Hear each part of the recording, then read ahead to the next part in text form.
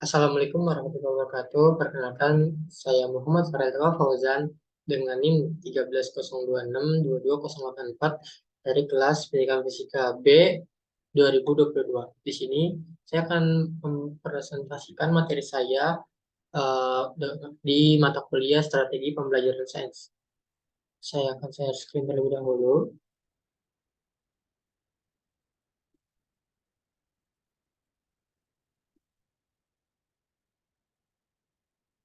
Oke, ya, materi saya yaitu strategi pembelajaran aktif yang memiliki subtema melibatkan siswa dalam pembelajarannya sendiri adalah kunci pembelajaran.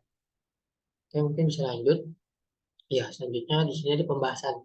Yang pertama, saya akan membahas prolog yang terlebih dahulu, lalu kemudian masuk ke pendahuluan dan latar belakang. Terus ada hambatan serta kekurangan dari pembelajaran aktif. Lalu selanjutnya ada mereformasi kegiatan di perkuliahan dan solusi pembelajaran aktif dari penelitian yang ada di buku ini. Yang mungkin bisa lanjut. Yang pertama ini ada prolog. Pembelajaran aktif ini belum maksimal karena dari gurunya juga terkadang masih salah dalam menerapkan metode-metode pembelajaran yang menjadikan para peserta didik ini kurang nyaman, takut, atau bahkan sebaliknya. Pembelajaran juga menjadi kurang kritis dan menantang karena ya dari para siswanya pun juga eh, sedikit bosan begitu dengan pembelajaran yang secara tradisional yang hanya memberikan materi saja. Lanjut, sini ada latar belakang, ada pendahuluan dan latar belakang. Belajar ini sebenarnya eh, peran aktif ya. Ini juga untuk membangun pengetahuan, namun bukan berarti tidak ada peran dari instruktur. Nah, sementara itu, pembelajaran kuliah di kelas fisika masih bersifat sangat tradisional karena masih menggunakan metode sama, menyelesaikan masalah kuantitatif atau numerikal. Kegiatan laboratoriumnya juga hanya mengikuti panduan dan kekurangnya diskusi para siswa di luar kegiatan kelas. Pembelajaran aktif juga mengubah norma kelas yang pada umumnya dari sistem yang dibuat oleh program studi, dari gurunya pun yang memberikan uh, kurang apa ya, kurang memberikan kesempatan lebih gitu untuk para siswanya, serta siswa pun uh, masih kurang sadar gitu, yang sebetulnya mereka dituntut untuk mengeksplor lebih dalam suatu masalah yang diberikan. Nah, di sini ada beberapa hambatan pembelajaran aktif. Yang pertama, adanya lembaga atau penanggung jawab program studi yang tidak mengevaluasi perkuliahan untuk menjadi lebih efektif. Jadi kurikulumnya masih sama gitu dari tahun sekian, padahal seharusnya makin lama makin terupdate gitu kurikulum yang diberikan untuk para siswa.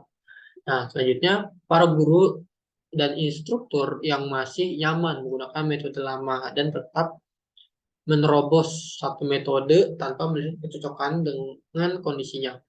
Ya tadi ya, kayak ceramah gitu. Jadi seharusnya para guru pun bisa tahu gitu, sadar eh, kapan saat dia berceramah, kapan saat dia berdiskusi, mengajak aktif para siswanya gitu, atau eh, kapan juga tahu juga kapan para siswa harus mengerjakan soal itu. Dan yang terakhir, siswa menjadi kurang aktif karena terlalu bosan kelas atau malah menjadi terpaksa berada di kelas karena ia merasa takut oleh gurunya yang eh, memiliki sifat otoriter gitu ya.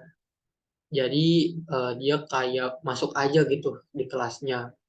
Dia nggak peduli materinya terserap atau enggak, tapi yang jelas dia yang masuk.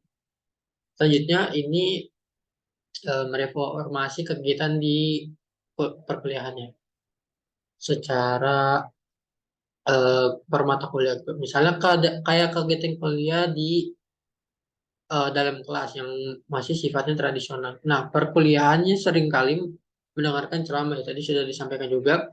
dan guru juga tidak paham kondisi, dan ya serta siswa tidak sadar kalau proses yang sedang dilaksanakan itu adalah pembelajaran aktif. Nah, pengalaman di luar kelasnya pun hanya diperuntukkan mengerjakan tugas yang seringkali hanya menyelesaikan perhitungan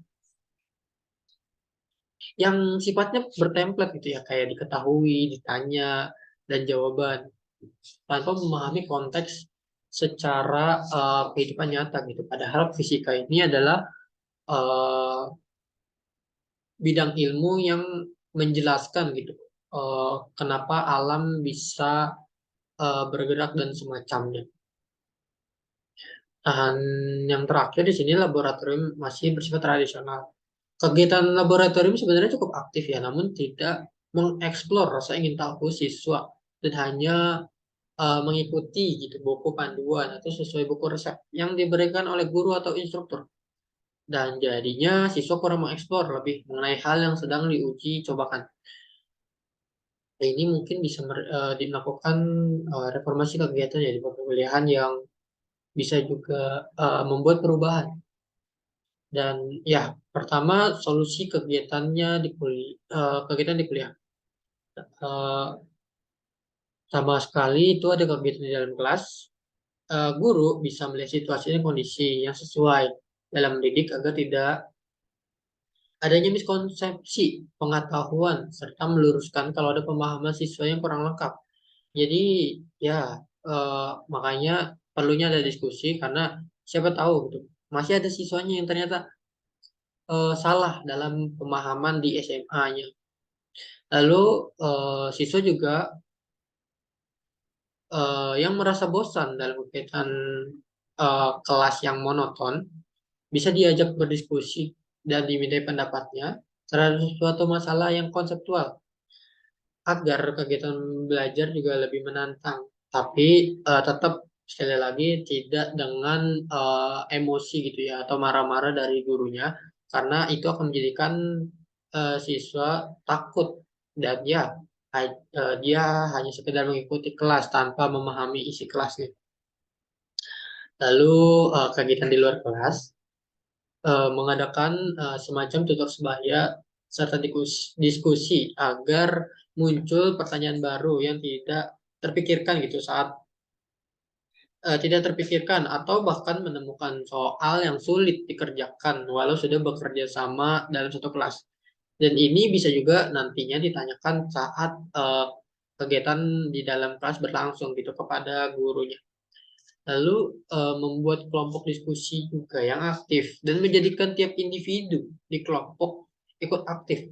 Karena sebetulnya hasil dari kelompok yang pemahamannya rata-rata lebih baik daripada hanya mengandalkan satu orang yang jago dalam suatu kelompok. Jadi kualitas dari hasil diskusi atau kualitas dari hasil kelompok gitu yang dicapai dalam eh, kelompok yang bekerja sama benar-benar itu lebih baik gitu, daripada hanya satu orang yang bisa diandalkan dalam kelompok. Lalu untuk kegiatan solusi eh, dari kegiatan di laboratorium, guru mau ataupun instruktur memantau ya, dan mendampingi keseluruhan kegiatan praktikum serta membuat kegiatan praktikum lebih menarik ya dan bisa juga menjawab pula pertanyaan para siswanya meski pertanyaannya aneh-aneh mengenai percobaan yang diujikan. Siswa juga bisa melakukan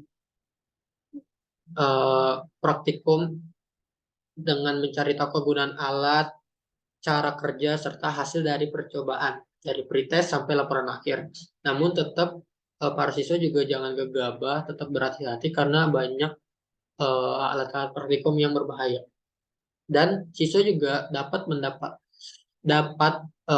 jawaban dari pertanyaan yang anehnya dengan fakta dari guru ataupun instruktur, ataupun bisa juga langsung diuji cobakan gitu, menggunakan alat praktikum yang ada. Oke, sekian. Terima kasih banyak. Begitu saja pemaparan dari saya. Saya Muhammad Farhan Fauzan pamit. Wassalamualaikum warahmatullahi wabarakatuh.